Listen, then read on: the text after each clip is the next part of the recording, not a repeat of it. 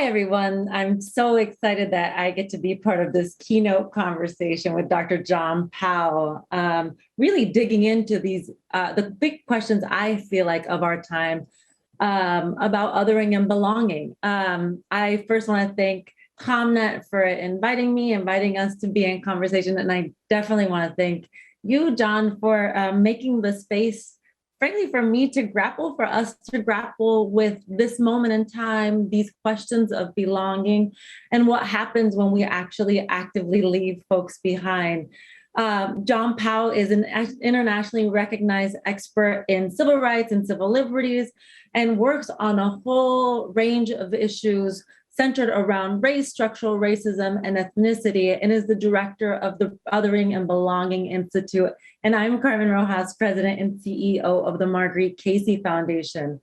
The reason we thought this conversation would be an important peak end to this convening that's been happening is really that we're at a what I believe is a critical juncture of trying to define who is in movement and who is not in movement. And I will say it's something that I've been really grappling with. As John has heard me say over the last couple of weeks, I come to this work really trained as a fighter.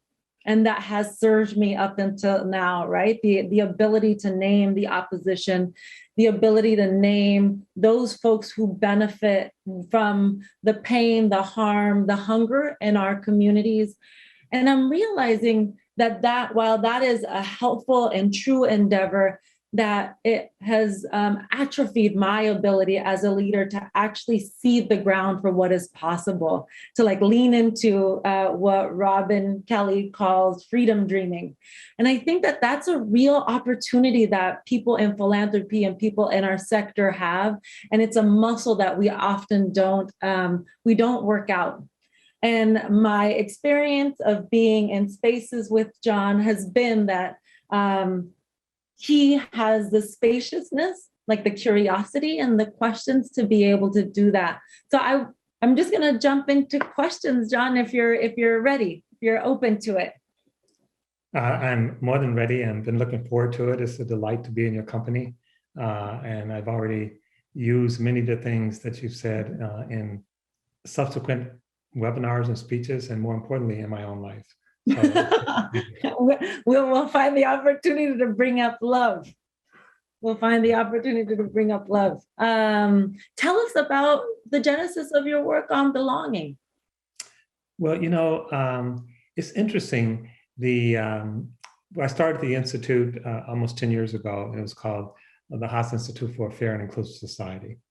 And we have multiple sectors, multiple clusters of dealing with LGBTQ, dealing with gender, dealing with race, dealing with socioeconomic, dealing with religion, dealing with disability, and so on. And one of the things that was clear, first of all, is that everybody was actually grappling with being othered. And so that became one of our themes of sort of addressing othering. And I often say that the solution to othering is not saming. So you don't melt everybody into the one big pot, but you actually recognize their humanity as it is, unconditionally, and that they get to participate in shaping the world in which they live. And that's belonging. And so that became like a central function of what we're doing. And about 3 years ago, as we're growing, we decided to go through a name change. And one of the things that's interesting is that a lot of people felt like, don't say othering because that's negative. Just say belonging, just go straight to belonging. But other people, especially people from the community, said, no, we need to sharpen belonging by stating what the problem is. Yes, belonging is important, but we're reacting to deep othering that's happening all around the world. And Carmen, like a lot of things, I remember when I met Joanna Macy years ago, she said, so tell me your origin story. And I said, well, Joanna, we have many stories and none of them are completely true, even if they're not false. And she said, I know, just pick one. So I feel like we do tell stories about ourselves, about our community, And stories are quite important. And so I'd like to think I started belonging quests when I was 5 years old playing marbles in Detroit. But I think that's probably not accurate. I think it's more recent than that. But I do think the thread, if not the words, the thread of belonging is just so central to having a healthy life, having a loving family, having friends, that even if we don't use the word, that we're actually, I'd say all of us actually are in a space of trying to belong, if not. And to think about the last thing is that we're literally born in the world attached to another human being. Yes, not a metaphor, right? It's like it's there physically. Yeah. Was it easy? Was it easy to what are the challenges? What are the things that you have needed to confront to, I don't know if surrender is the right word, but it's the word that comes to mind for me, to surrender to the idea that belonging is something that we can choose to live into. What are the things for you? The draw of othering is great. Yes, yes. Well, it's interesting. When I was probably in my 20s and early 30s, I was, and even younger, I think about my relationship with my parents. I was full of piss and vinegar. And like you get a certain charge from othering. And so we talk about the circle of human concern where no one is outside the circle, including the earth. So it's not even just human concern. Now, people say that's woo-woo, that's not possible. And that certainly goes against the teaching of people like Saul Alinsky, who is sort of one of the godfathers of modern organizing, where he says, you create conflict, you create tension, you want tension. That's a good thing. You take that energy that comes from the fight and use it. And you do get energy from fighting. You do get energy from calling out the other. And to some extent, I was very much into that. And then I had a couple of things happen to me that actually shifted that. Part of it was, frankly, a meditative practice and seeing sort of the anger and othering inside me without an object, just seeing that anger and realizing to some extent I'm not saying anger is always bad. I'm not suggesting that at all. King talks about righteous indignation. But he talks about the indignation that God feels. So we're feeling indignant in behalf of God. But a lot of indignation that we experience is just petty. It's like road rage. Someone took my parking spot. There's nothing righteous about it except it feels good. Totally. And so I guess I would say the thing that sort of guided me to this is both spiritual practice, but also just being around people, including my family, that I don't always agree with, but I profoundly love. And so I'm to deal with the fact that you can profoundly love people and not agree with them. Oh God, like the when you hear something and it lands on your heart in the right way, but your whole entire body rejects it. That's I'm in that moment. And so for folks who are listening to this conversation, I confessed in our prep conversation with John that I'm like really grappling. And I said this at the opening with this idea, because I know that one of the gifts of running a foundation in this moment is that we have an opportunity, that we don't have the excuse of resource. We don't have the excuse of access. We don't have the excuse of power, of not having these things in service of belonging. And I'm trying to make sure that I am watching and living towards the future possible, and not in like the present or the past petty. I'm going to take these, take the petty all the way through as an organizing theme, because I think you're right. And the place for me that I've been really struggling is, I am an abolitionist. Like, I don't believe that prison should exist, that policing should exist. I think both personally and community-wide have seen the deep harm committed by policing on our communities.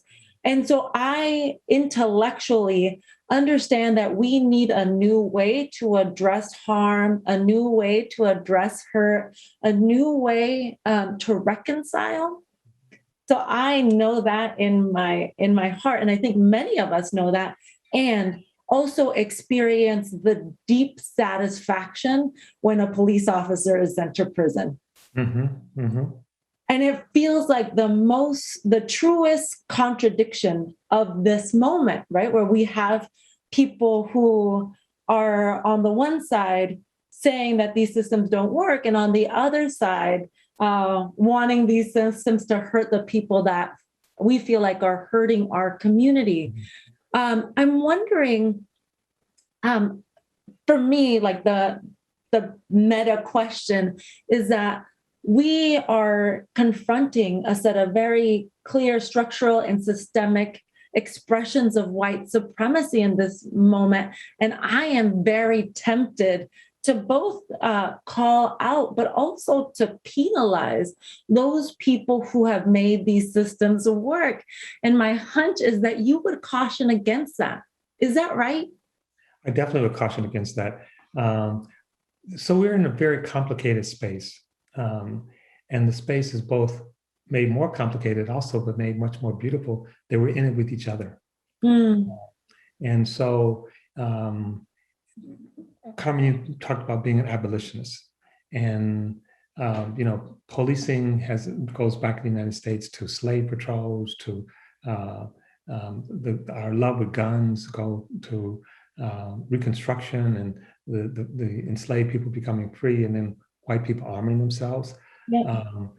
And so our country is actually like a lot of countries, what was called the American dilemma, a country that sort of purports to really care about freedom, really care about equality, and yet built on the backs of enslaved people working stolen land and annexing a third of Mexico. I mean, so it's like these contradictions.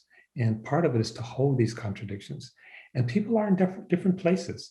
So we did a survey with Prosperity Now on looking at the issue of abolition, the issue of defund and abolish the police, in part because we felt like it's such an important issue, but it's also an issue that it's not just dividing the people of color and white community, it's dividing the people of color community itself, and even more specifically, the Black community. And what we found is that people were all over the place. There was some general, deep consensus that something transformational needed to be done. What that is actually complicated, and it should be complicated. We're a big country, 330 million people, a size of a subcontinent, people with different life experiences, people with different age, there's not going to be one voice.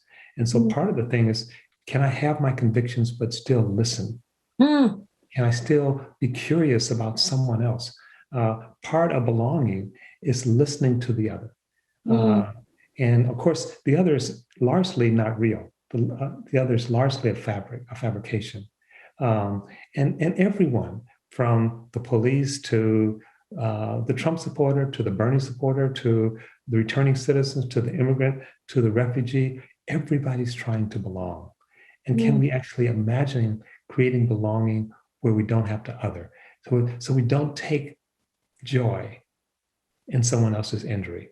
It's not saying we won't have to sort of fight with people. That's not saying that everything, but can we hold on unconditionally to each other's humanity? And the only way to do that in any real way is to be willing to listen to each other. And listen doesn't mean agreeing.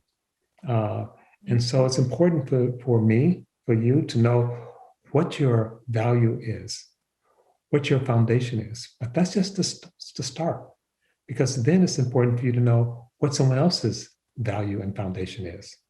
And if we go more deeply, we find that not only am I not always in agreement with the other person, I'm not always in agreement with myself. And I have multiple selves, and part of belonging is not just belonging to each other and belonging to the earth, it's belonging to ourselves, to multiple parts of ourselves, which othering flattens not only the quote unquote the other, but also flattens us. We become two-dimensional. Yeah. I feel like you are extending such a generous and gracious invitation to me, John.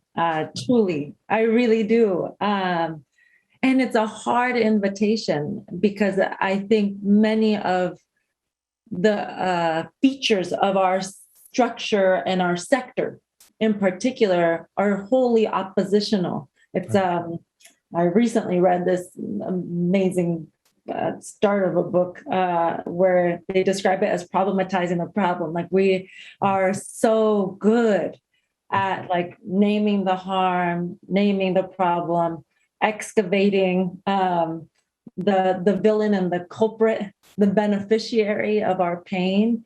And we're not as good at dreaming and seeding what the future possible, what the portal to the future actually looks like, of setting the groundwork for that.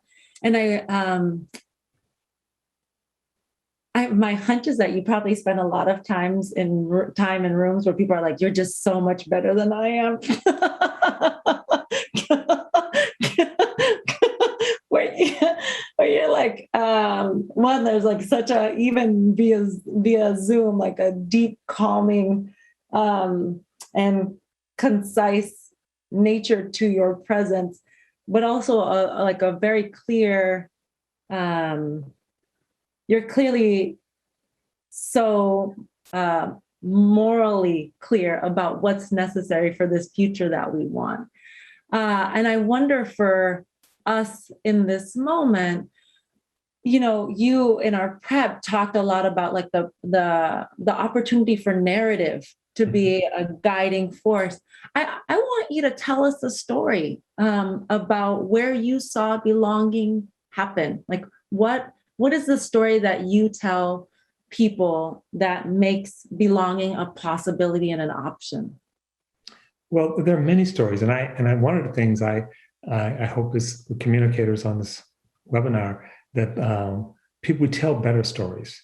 And right now, there's sort of an arc to stories. It's like there's a tension, there's a villain, there's a challenge, and then you overcome the tension and you conquer the villain. Well, do we have to have a villain? Villain, and what we do, you mentioned earlier, Carmen, about white supremacy. White supremacy is real and it's deadly, not just to people of color, but to white people and to the planet itself. The problem is, in a way, that we largely equate white supremacy with white people. And that's a mistake. White supremacy is an ideology. It's an ideology that actually shapes much of this country, shapes many of our institutions, many of our practices, many of our worldviews, and it actually affects all of us, not equally, but it affects all of us, and most of us, including people who are phenotypically white, are the victims of it. But so I often say we need to be hard on structures and more generous toward people. We tend to be either generous on structures or soft on structures and hard on people. So why do you think that is, John? Like, what makes it easy? You would think that it would be easier to be hard on structures and systems because they are, there is no human tension, right? Like you're not hurting somebody. You can't hurt somebody. So I'm wondering like what you think it is that makes it easier for us to be hard on people. Well, that's a great question. I think part of it is that we are what Charles Tilly called methodological individualists. That's a big phrase. But what he's basically saying is that we don't see structures. We don't, part of our narrative makes us blind to structures. We talk about being race blind, which we're not. We're structurally blind. So we don't see all the things, even in our own lives. And there's a whole lot of research to support this, of what people call attribution error. It's like, and they did a thing where they asked people, where they had people come in and watch a basketball team shoot baskets. And they told them before they came in that it was bad lighting, the basket was at the wrong height, the floor was uneven. And then the team shot and missed a lot of baskets. And they asked them to explain why the team was missing so many baskets. Almost no one made reference to the structures. Like, this team is just a bad team. They don't know how to shoot. So we were just blind to structures. And that's part of American individualism. It's actually, frankly, even part of the narrative, that we're all can do and be whatever we want to be. And so here's a story. There are many stories. And it's, tell you two quick stories. Yeah. Someone know. think about, I think it's Maddie, who's the head of the Joint Chiefs of Staff. Mhm. Now, I guess as many of the listeners to engaged in social justice don't think of the military in this way, but he's the top military person in the United States. He just did something. He called his counterpart in China and basically said, this was I think in December, then again in January, China was afraid may be the wrong word, concerned that the United States was planning on attacking it, a secret attack. And Matty, if I'm saying his name correctly, General Matty, he was concerned that China might do a preemptive strike before we struck them and essentially start a war. So what did he do? He calls up his counterpart. Mm. He calls up the person who's institutionally the number one enemy of the United States. Mm. And he says to him something to the effect of, you know me, you can trust me. I can trust you. You can trust me. We're not getting ready to attack you. Mm. And if the United States decides to engage in a secret attack on China, I will personally call you myself to tell you. Mm. You can trust me. He's saying, why should I trust you? You know, you have hundreds of missiles pointed at us, and we have thousands of missiles pointed at you. We have a whole fleet of guns and warplanes and ships all surrounding the South China Sea. Every day we're in some kind of tension. He's saying, you can trust me as a human being. And it worked. Now, and as the news hit the United States, some people were saying, we dodged that bullet, literally. But other people were saying, this guy should be impeached. I mean, this guy should be court-martialed and maybe executed. This is treason. He turned his back on America. And in some ways, he's saying, I'm being a patriot.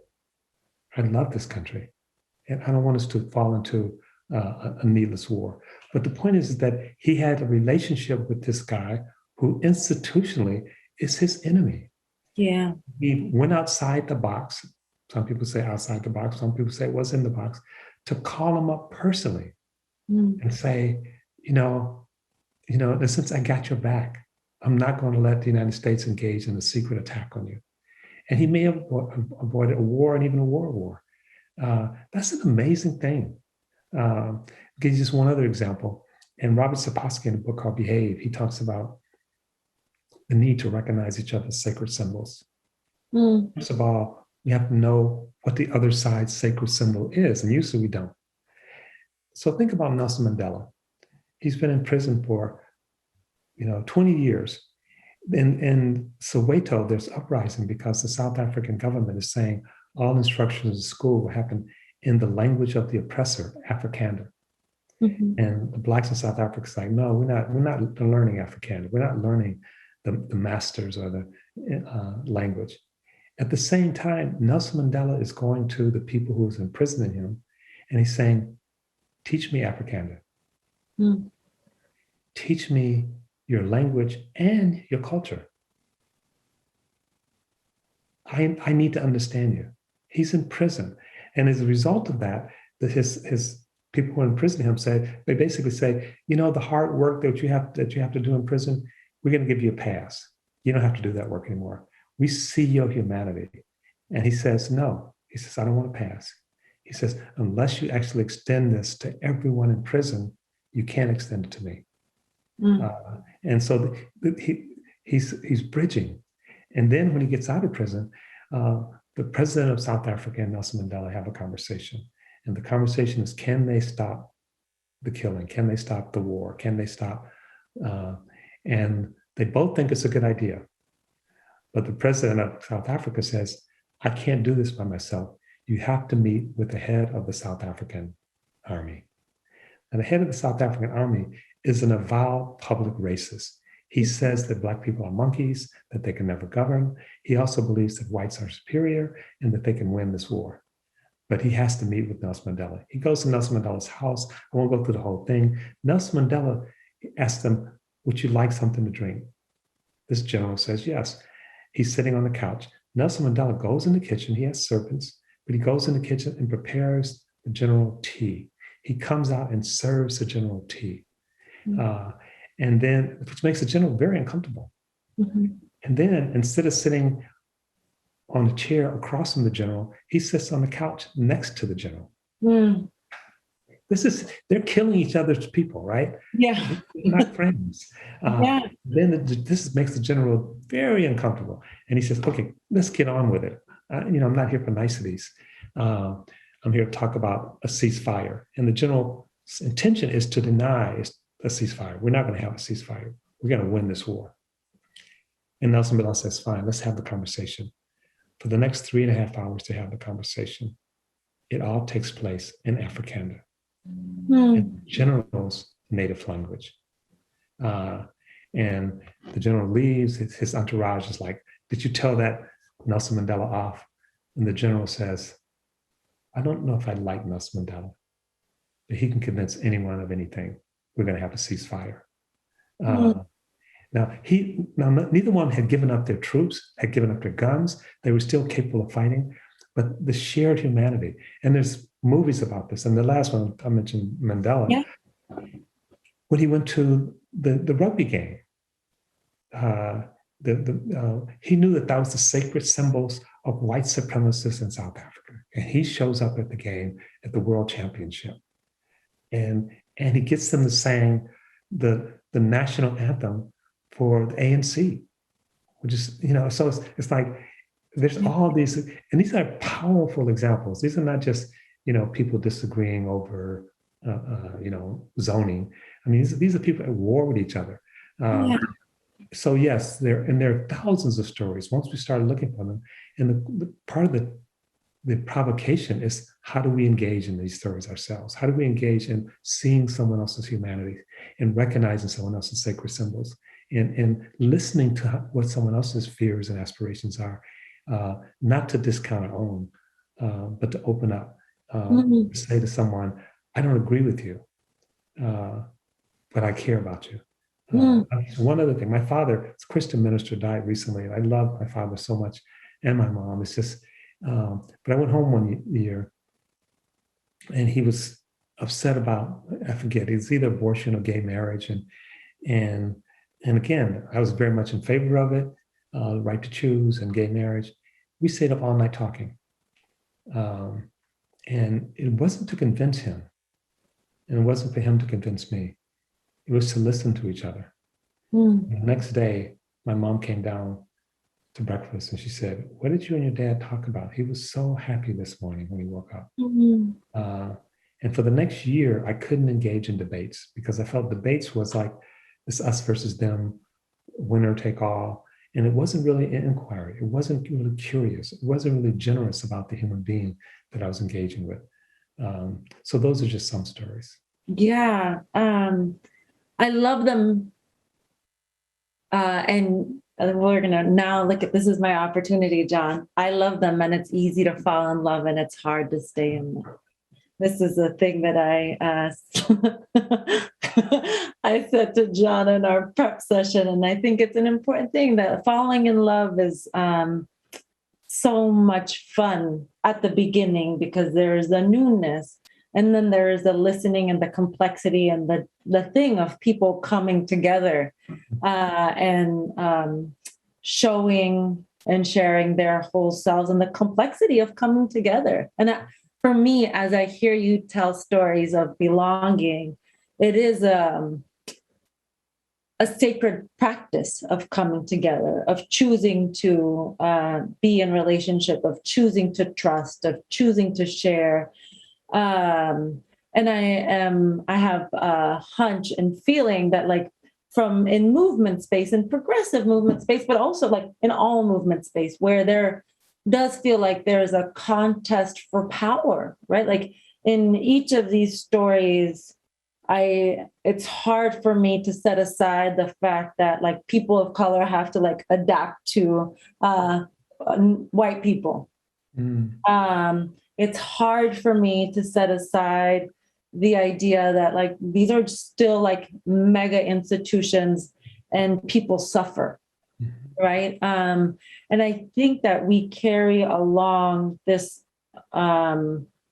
like a deeply embedded, that winning has become the organizing framework as opposed to belonging.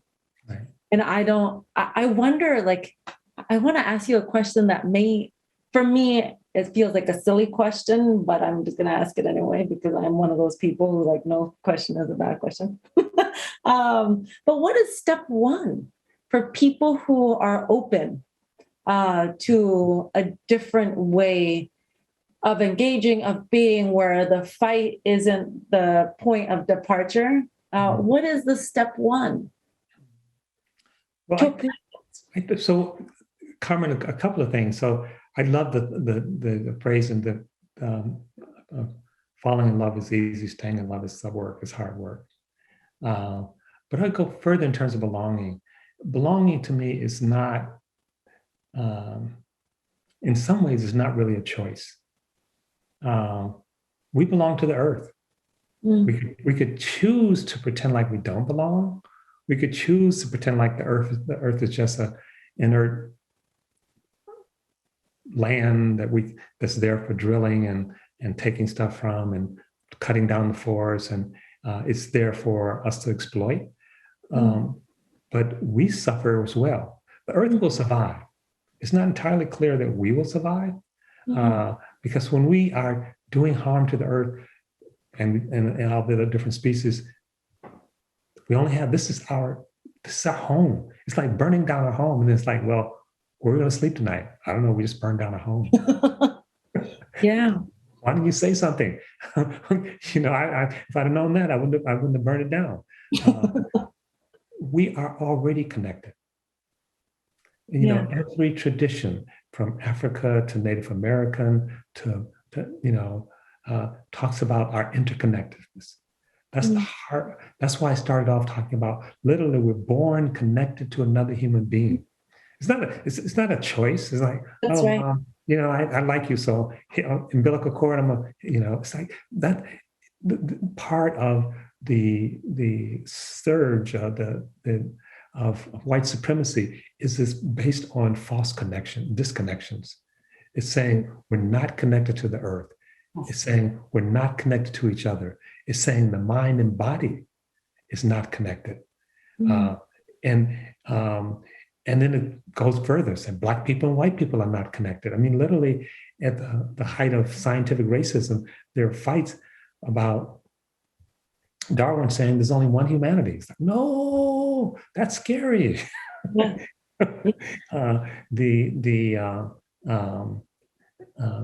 What people fight now about Social Security is the social part of it, the fact that we are connected with each other. We're still in Zoom because the pandemic is trying to teach us a lesson that we refuse to learn. Yeah. We are connected. We are connected. That's like, okay, let's build a wall. Let's ground the airplanes. Let's stop the economy. The pandemic, the virus keeps moving because we are connected.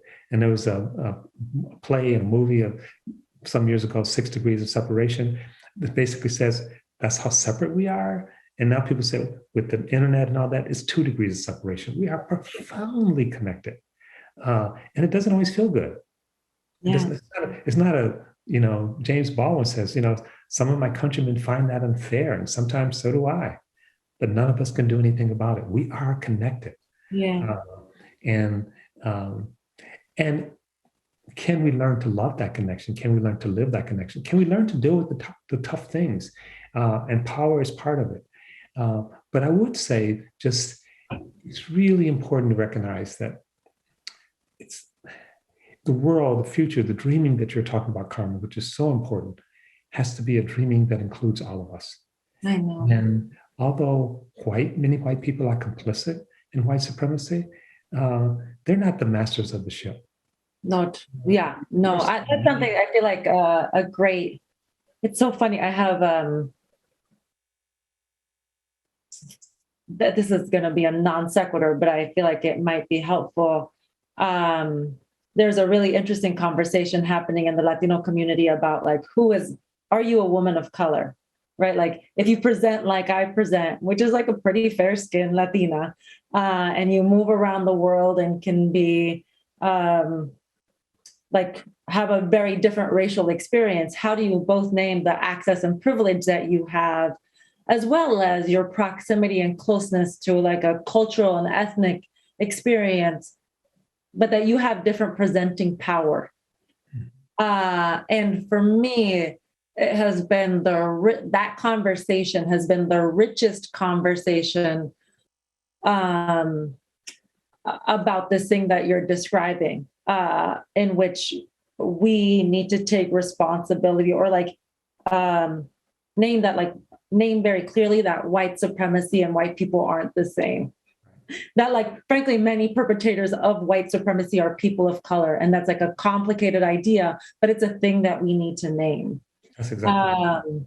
But we are like clumsy and uncomfortable doing it. And I'm like practicing doing it more and more publicly, because I think it's it would be a lie. It would be a lie to tell the arc of a story that was so neat and where I didn't benefit from having a fair-skinned mom, and I didn't benefit from, like all of the structural symbols of white supremacy. Right. And many of us in these conversations do, and are put on a path where we need our story to be neat, but we're not human when that's the case. That's exactly right. We like really put that aside. I know that I'm supposed to be asking for Q&A, and I want to keep talking. I want to keep this happening. So for folks who are on, please share your Q&A, and we will make sure that it comes onto the screen and that we ask your question. So there's a click on the live Q&A button, and we'll bring you into the conversation with us. But as folks come up with their questions, John, so we started off talking about sort of this arc of like from problematizing the problem and like living in this tension of wanting to be in the fight, to understanding our humanity and remembering that we're all interconnected and connected to each other, to belonging. Mm-hmm. When we belong, like when, it's so funny, my orientation is always like a winning orientation. So I'm going to say it the way that I would normally say it. When belonging is true for us, how will you spend your days?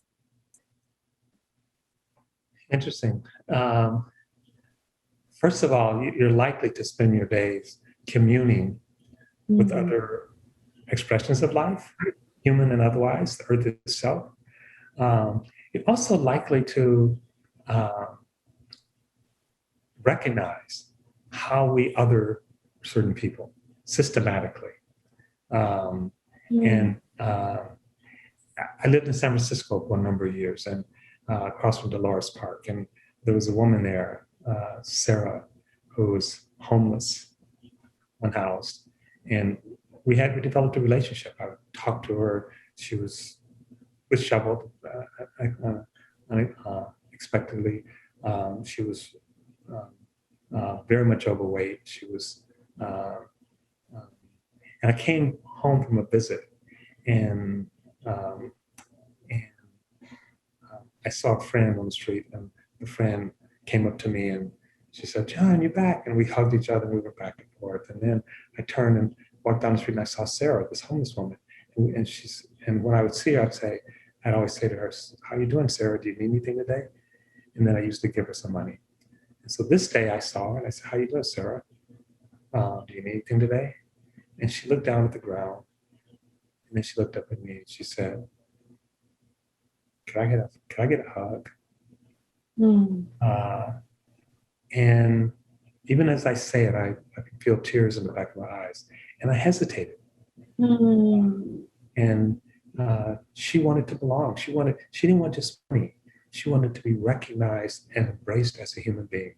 And I had all these reasons. Oh, she probably has fleas. She probably has this. She probably has that. And I hugged her. And so part of belonging to me, and I think belonging is not just what I feel. It's like, am I willing to actually practice that, perform that in the world? Am I willing to to acknowledge that everyone belongs. It's not just me. And the thing about privilege, we all have privilege, especially people on this call. And you can't see me, I'm 6'3".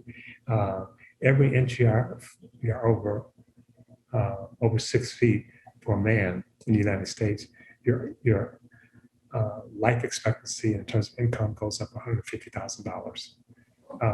So that's just because I'm tall, and the question is, what do I do with that? How do I, and so are we willing to extend? Are we willing to make space? Are we willing to attack those things, not people, those things that deny our connection, those things that would dehumanize, the things that caused Sarah to be homeless in the first place? And so that's how I try to spend my day. But do it not just out of indignation, but also really grounded in love. I feel grateful to Sarah for letting me have that experience. That's one of the experiences I'll probably carry with me to my grave. She extended that to me. We have a question now. Woodson, do you want to join their conversation? Hello, can you all see me? Yeah, we can see you. Thank you for both for taking the time. Carmen, in hearing you speak, I really reflect some of that struggle and some of the difficulty in approaching this work and our society and culture really with this sense of belonging. Mr. Powell, I'm kind of curious for you, in thinking about this versus winning versus belonging, or kind of for the maybe younger folks, kind of this desire to be antagonistic about it potentially, and maybe on the other hand, I think about my grandmother, an older woman in Appalachia who's fatigued by a lot of this, and a conversation about belonging or approach that seeks belonging might seem particularly fatiguing when already dejected or already fatigued. So I'm curious, as you approach the work, and you think about that not only as a strategy, but also as a thing that is good, and embracing humanity. How do you overcome that fatigue and broach conversations with fatigue in mind? Right. A great question, Wilson. I appreciate it. So 2 quick things. First of all, when we lean into belonging and acknowledge it, it gives us energy. Again, stories. You're communicators. So first of all, I would say be very careful to actually be clear on what you're communicating. Sometimes it's just information. So Sean talked about a press release or whatever. And sometimes we think about an analysis. We do a study and then it's like, let's put the analysis up on a website. That's fine. I'm a researcher. But that's not really deep communication. We need narratives. We need stories to hold us. And we need uplifting stories. So I'll give you one quick example. When Black Panther came out, we rented out a theater here in Oakland and gave out tickets, about 800 tickets to the community, disproportionately Black, but the whole community. Those tickets were gone in like 15 minutes. It's like, I don't even know how they figured out we were doing this, because most of the people getting the tickets were from Oakland and we were in Berkeley. And then we had a conversation. And in one of the events, the rector came. And these were disproportionately young Black men. And some of them said it was the first time in their lives, 23 and 24-year-olds, where they had come to an event where they were celebrated, where they belong, where they weren't there talking about someone being killed, someone being evicted. That's real. We have to deal with that. But we also just the celebration of the beauty of being, Wakanda, and literally there were young men in the theater who cried. It's like the first time in my life when I feel like I see, and think about the movie. The movie itself was about belonging, and it was interesting. It was a beautiful movie, right? It's complicated. So Killmonger, everybody liked Killmonger. It's like, that's not the typical story. The story is the villain is bad, you kill him, and we cheer. We weren't cheering, and apparently Killmonger didn't really die. But the point is that it created a space where it complicated. Who is the enemy? when at one point, the Black Panther saying, I care about the people here. And he says, Killmonger says, all people are from Africa. Aren't they your people too? Mm. Where do you draw the line? He said, you don't. You have to care. You can't just care about the small we. And that movie and that experience was so uplifting. So as communicators, how do you tell uplifting stories? How do you tell stories that bring people in and not just call people out? But you don't mince it. You don't avoid difficult questions, but you reframe them in a way, that way that Carmen was talking about, where you invite people to radically imagine a future where we all belong. And if we do that well, if you do that as communicators, you'll give your grandmother energy. Thank you so much, Whitson, for the question. Thank you so much, Bob. We have a question from Bob. Yeah, you touched on this when you talked about Sarah, but I'd like a little bit more perspective on a different kind of otherness. So I work for AARP Foundation, and we serve low-income older adults, and we struggle with distancing ourselves from them. They're an other sometimes. What kind of strategies would you suggest for embracing the people that we actually serve? They're not the enemy. We're trying to help them, but still, sometimes there's distance.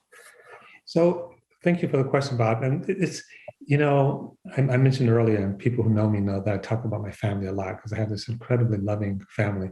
I'm 6 of 9, so there's a lot of us, and we don't all get along, but we all love each other. And part of belonging is not something we just extend to someone. It's not something we just do for someone. It's not as important as service is, and ministry requires service, but it's actually acknowledging that people have a right to co-create the world in which we live in. It's actually acknowledging agency and power and responsibility for all of us. And when we invite that, when we create a structure where that's there, beautiful things happen. So again, I would take that, and it's not just interpersonal, it's also structural. We live in very segregated spaces, not just segregated by race and income, but segregated by age.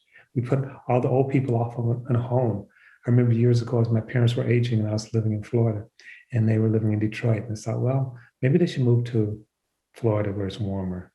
And then we drove around, they came down to Miami, and we drove around, and we drove past all of these senior centers where there were old people essentially waiting to die.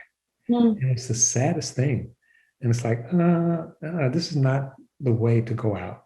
I mean, some people have to, but how do we actually, my dad used to say, we're kept here on earth as long as we are of service to God. And so when he was getting older, like 97, 98, and his body was starting to break down, and I asked him, I said, so Dad, why do you think God is keeping you here? What service are you rendering now? He says, I'm teaching my children how to take care of people. And he was. So just like that woman taught me something, Sarah taught me something. It wasn't just I was giving her money. She was giving me something. There was some reciprocity. So belonging is not one way, it's co-creating. So how do you actually, and when people feel like they're contributing, they feel better.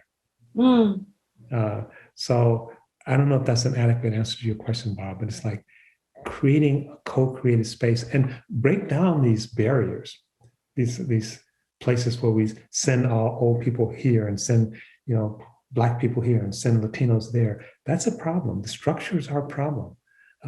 They deny that we belong to each other. They deny the fact that we're disconnected. That story in the Old Testament of the Good Samaritan, when people are passing someone on the road and they refuse to stop. And then one Good Samaritan stops and someone says, aren't you worried what would happen to you if you stop and help a stranger? And he says, I'm more worried what would happen to me if I don't stop. I feel like that is an important closing moment. Like, what happens if we don't stop for each other? What happens if we don't see each other? What happens if we don't create room to hear and listen and learn from each other? John, I want to thank you so, so much for spending this time with me. It's such a treat. And I hope it's not our last time getting to share this Zoom world space together, but I hope we find an opportunity to spend some time in real life with each other. I would love that. Yeah. Thank Sean, you. You're on mute. I am, and it's always going to happen. It's just inevitable. I guess I needed the break because I needed a laugh because this has been an extraordinary hour. I think if you had all had the chance to see the chat, I think this has been a deeply meaningful and moving hour for all of us. And I hope that if one of the messages that comes through from just the grace and good cheer and generosity that you both have shared is that we who work in the communication shops of these big foundations and nonprofits, where we serve them through consultancies, as the case may be, we are in the belonging business. That is really going to be a challenge for us. We need to think of ourselves as community builders. And I am deeply grateful to you, John and Carmen, for the good example that you have given us and the gift of this last hour and all the wisdom that is packed up in it. I think each of us is going to take some time to process that